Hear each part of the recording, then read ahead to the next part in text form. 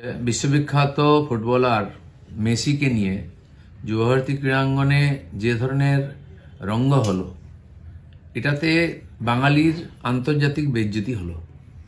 যারা কথায় কথায় বাঙালি অস্মিতা, বাঙালির নাম নিয়ে এত লাফালাফি করেন, তারা এইভাবে বাঙালির বেইজ্জতি করবেন কেবল রাজনৈতিক স্বার্থে, এটা আমরা কল্পনাও করতে পারি না। কলকাতাতে এর আগে বহু বিশ্ববিখ্যাত ব্যক্তি, খেলোয়াড় এসছেন, পেলে থেকে আরম্ভ করে মারাদোনা থেকে আরম্ভ করে মেসিও একাধিকবার এসছেন, কিন্তু এই ধরনের দুর্ঘটনা হয়নি। খেলাধুলাকে কেন্দ্র করে বাঙালির আবেগ আছে, সেটাকে নিয়ে রাজনৈতিক লাভ নেওয়ার যে দুর্বুদ্ধি, তার একটা প্রমাণ পেলাম। মেসিকে লোকে দেখতে পাচ্ছে না, টিএমসির নেতা, মন্ত্রী, সেলিব্রিটি এরাই দাপিয়ে বেড়াচ্ছেন। যে মানুষগুলির কাছ থেকে হাজার হাজার টাকা নিয়েছেন, তাদের দেখাবেন, আনন্দ দেবেন, খেলা দেখবেন গেছেন, তাদের প্রতি কি অবিচার হলো? আর তারপরে যদি কেউ এই ধরনের ব্যবহার করে, প্রতিবাদ করে, তার দোষ তো সাধারণ মানুষের নয়, তাদের ধৈর্যের একটা সীমা আছে।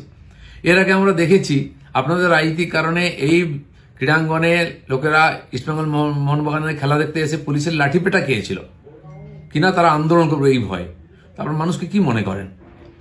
গুজরাটে একটা স্টেডিয়াম আছে, সেখানে 1 লাখের বেশি মানুষ ধরে বড় বড় খেলা হয়, ভিড় হয়, কিন্তু কখনো এই ধরনের ঘটনা দেখিনি আমরা। গুজরাটের কাছ থেকে শিখুন কমসে কম। তো সব ব্যাপারে রাজনীতি করা, রাজনীতিক লাভ নেওয়া, সব জায়গায় ঝাঁপিয়ে পড়া আমরা দেখেছি এখানে। আর যখন ক্রিকেটের আইপিএলে চ্যাম্পিয়ন হলো কলকাতা নাইট রাইডার্স, তার সমস্ত লাভ মমতা ব্যানার্জি নিলেন, ঝাঁপিয়ে পড়ে শাহরুখের সঙ্গে নাচ গান করে রাজনীতিক লাভ নেওয়ার চেষ্টা। এখানেও তাই।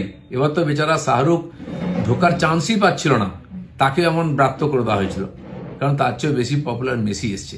এই ধরনের ছোট মন নিয়ে বড় বড় লোকেদের নিয়ে কোনো অনুষ্ঠান সফল হয় না।